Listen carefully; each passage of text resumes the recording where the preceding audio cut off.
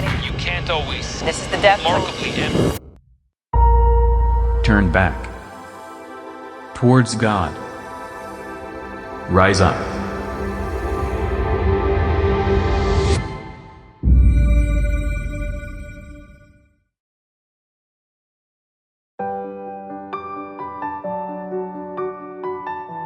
From day one, I was captivated by Tess's good looks and fun personality. The thing that first attracted me to Gannon was his down-to-earth character and also his honesty and sincerity, which were fundamental to a healthy marriage. She is my foundational rock. He has a strong conviction of faith and has never been afraid of the concept of a large family. Tess is a natural-born mother whose wholehearted devotion to family life continues to be an inspiration to me.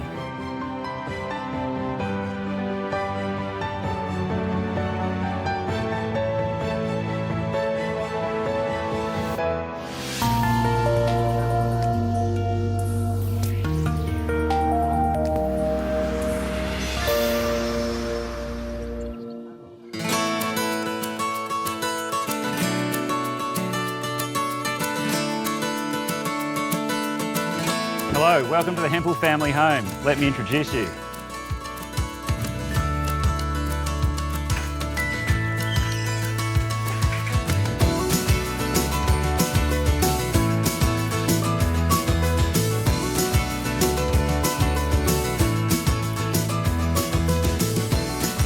This is my beautiful wife, Tess. We've been married for 22 years. And this is my eldest daughter, Grace. And then we've got Joseph over here. And Patrick. And then Isaac's next. Timothy. Sylvia, young Sylvia. And little Rosie.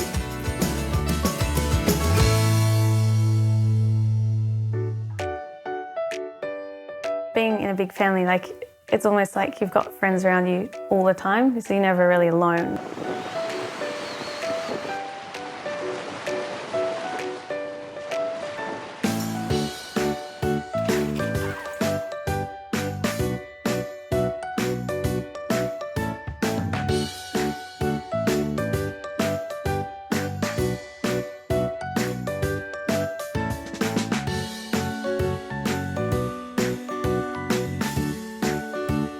It's also good because you can rely on each other when it comes to faith.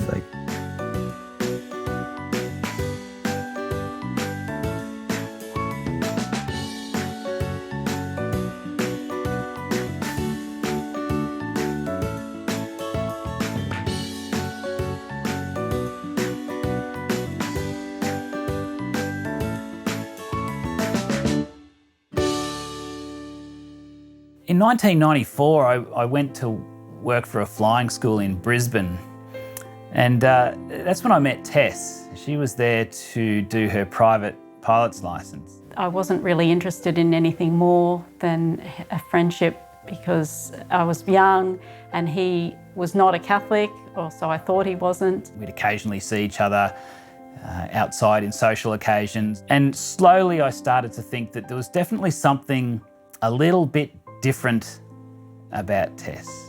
She was special because I do remember distinctly one occasion where one of the instructors was asking her, "What's your plans for the future?"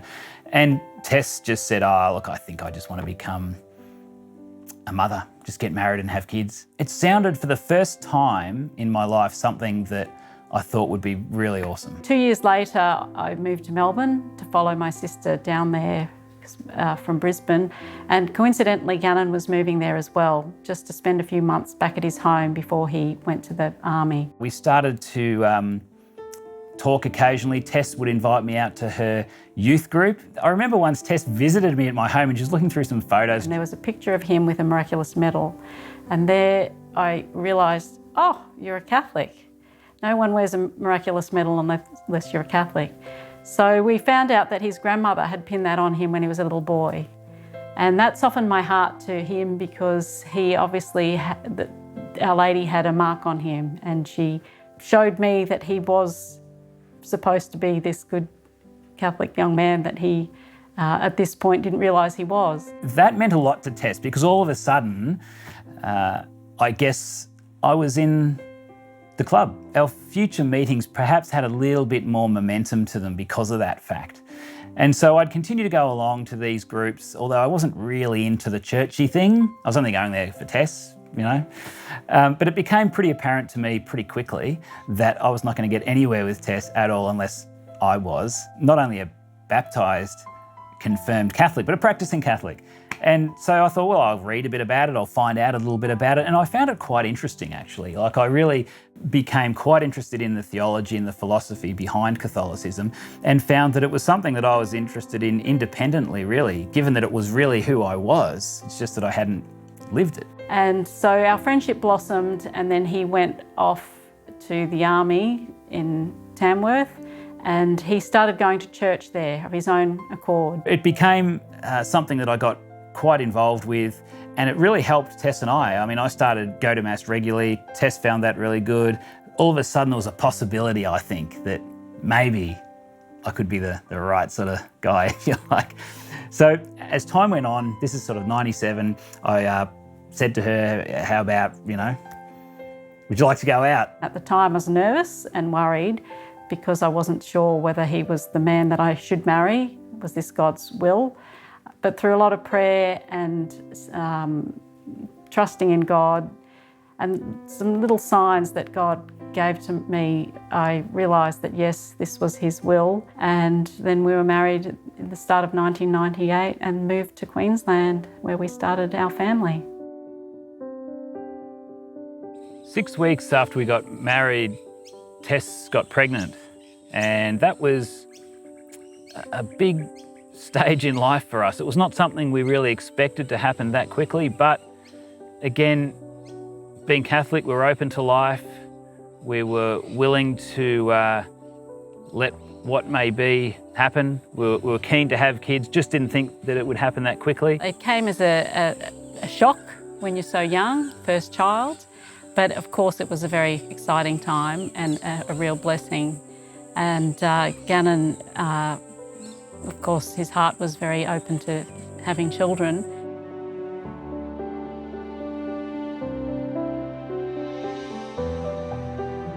About 2 years later, Tess got pregnant again, and then 2 years later got pregnant again, and every time she had terrible morning sickness in the first trimester, so it was very tough at the time.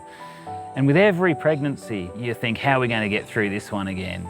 With Tess being sick, other young kids to look after, very challenging times. We did get the support of my good mum.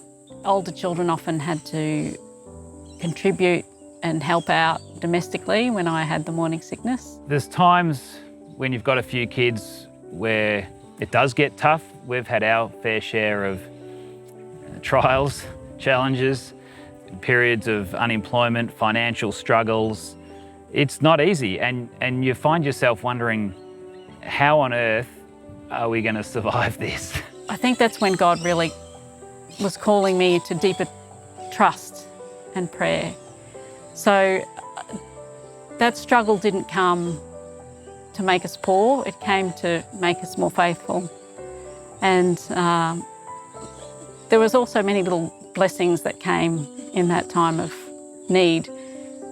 People from the parish would give us food, boxes of food, sometimes a freezer full of food, and they didn't know our struggles. So I could see that here's God's generosity. He's saying, it's going to be okay, I will provide. I guess they're the times when your faith is certainly tested, but they're also the times when your faith is solidified and your prayer life really becomes something that's so real all of a sudden. And it's great with the kids. They're fantastic at praying. Faith has always been very important in our family. We've all grown up with it now, especially as we're maturing into younger adults. So I've now started, since I've got my car, started attending daily Mass, which is very beneficial to the faith, extremely beneficial.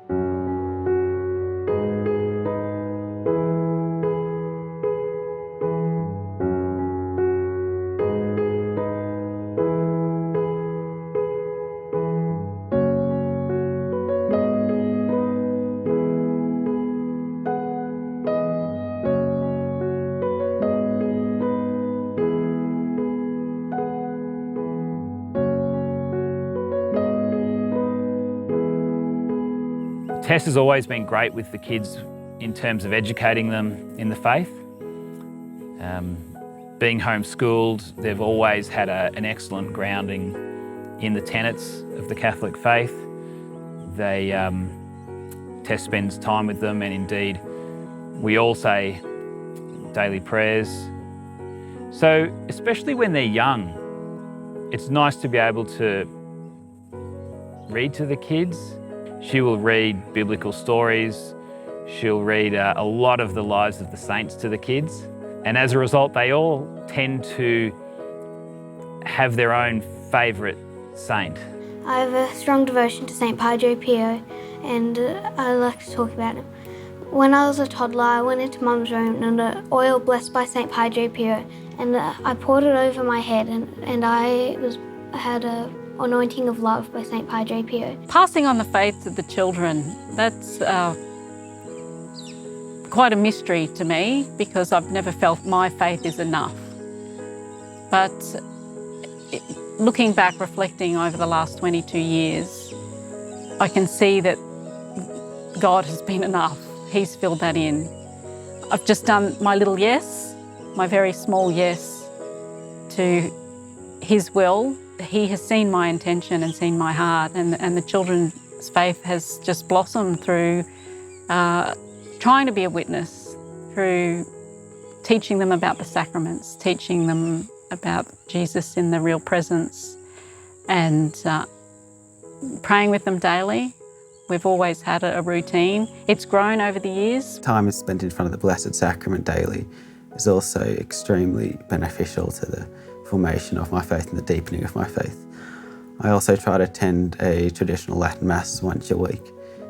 I find it to be extremely spiritually enriching. The sacrament of reconciliation is my source of strength. When I'm feeling so overwhelmed and so angry or resentful towards my husband, or can be the children, I just need the sacrament. And once I've received the sacrament, everything's just washed clean. My soul's clean, my resentment's gone, and it's a new day.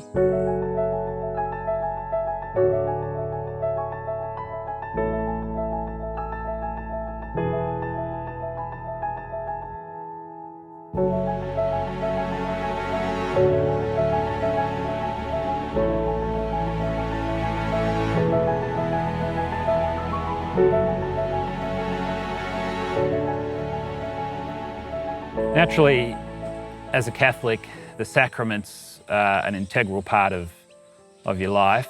I guess Holy Communion, probably the main one.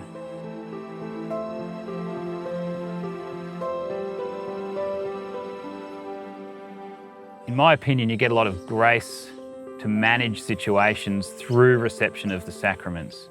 It's not something you can really see with your eyes, you know, it's not a tangible, material, physical thing, but it's a gift that the Holy Spirit gives you in your life to cope with the challenges that are inevitably going to come your way. It's when you see God's hand. You know, you're not relying on yourself anymore, but you're relying on Him. Even though finances are a necessity, God is enough, and He shows us in these difficult times that He really is all we need.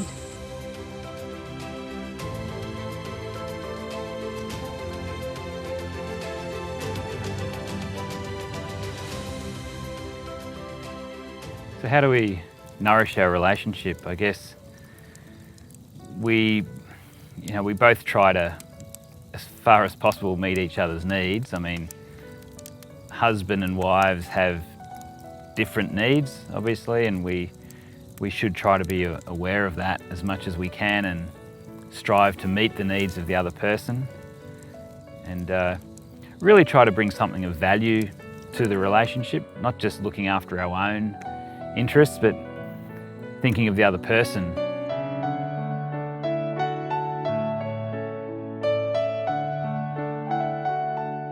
And I think that really the only way to do that properly is to work on your own self as well, I suppose. Like, try to be the best person or the best husband or the best wife that you can be yourself, which is easier said than done, isn't it?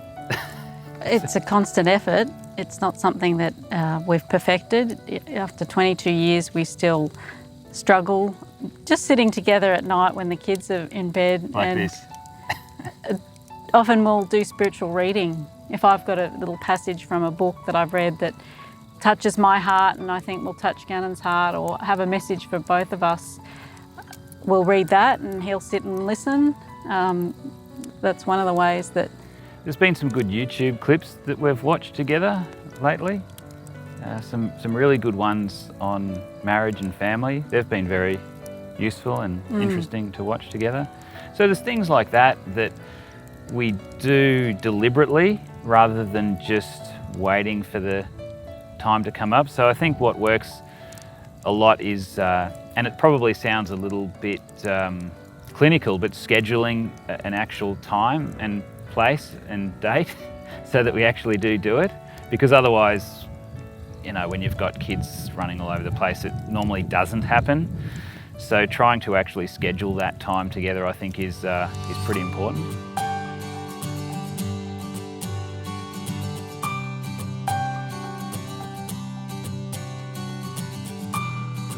I didn't know whether I could be enough for the children, whether they'd get a proper education.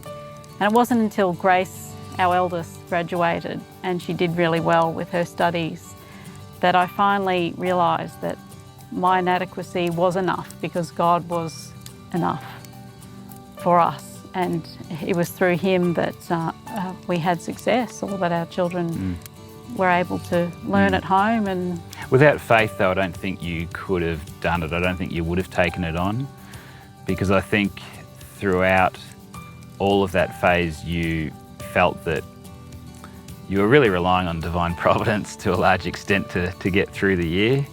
I think if you didn't have any faith, you probably wouldn't have had the confidence to do it. I wouldn't have bothered. I wouldn't have put myself through that. I really enjoy doing school at home because I can spend time with my brothers and sisters, and that's what I like most. Homeschooling definitely works. It's not like your kids are going to come out dumb. And I think it also helps with self-led learning, because a lot of it, I'd say from grade 8 upwards, a lot of it was self-led.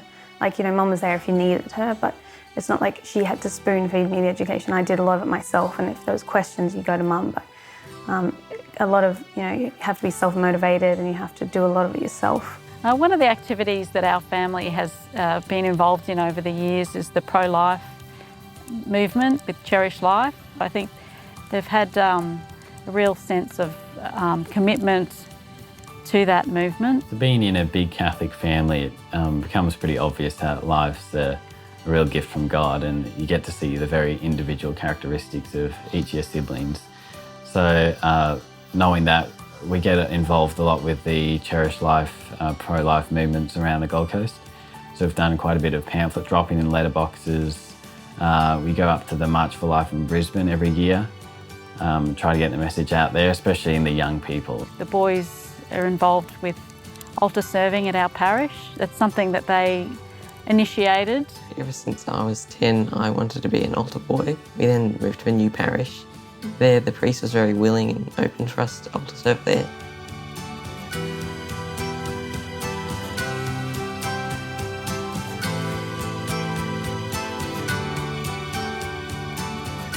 Marriage is not always fun, and it's not always supposed to be fun. And if you think that it's always supposed to be fun, then I think it's going to kind of come crashing down, because you have to realise there's a lot of tough times, and it's really a vocational approach that you need to take to it, whereby it is a trial and it is a sanctification. As you say, we need to try to sanctify each other. It's a loving service to each other. Yeah. It's not you need to meet my needs, and it's all about what makes me happy. Yeah. And I think the world tells us that that's what marriage is. Yeah. And then people enter into marriage and they find very rarely do they feel that they're finding happiness in that relationship. So but then if you reach outside yourself and you try to make the other person happy, that's where You really do find happiness from giving of yourself.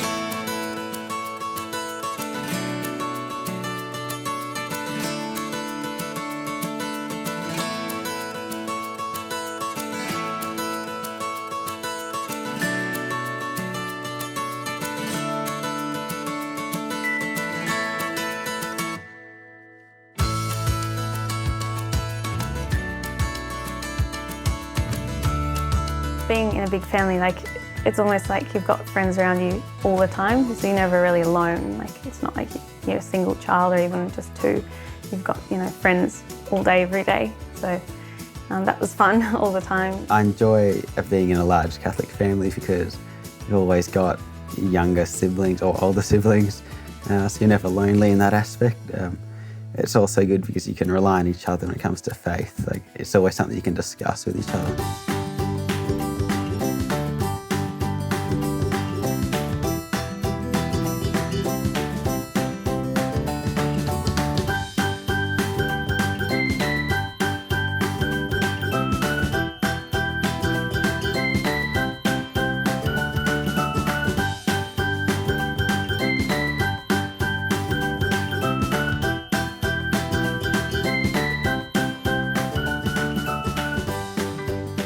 Each child is a gift, so it's not like you've been given a burden that you can't handle. You're just given another package of love, a whole new universe of love.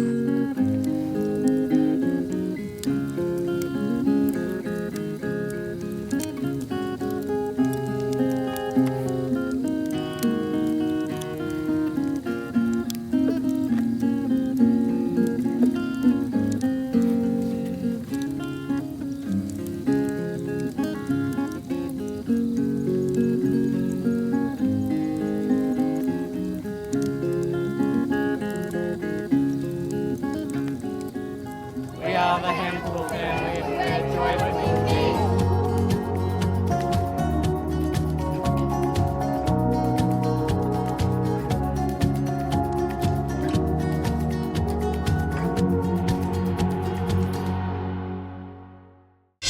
A lot of talk in our church today about the new evangelisation, and we might ask, well, what's new about the new evangelisation? One thing that's new is that we're trying to renew the faith in people who should already be Catholic, should already be Christian. Individuals, families, communities, whole cultures that need to rediscover the gospel.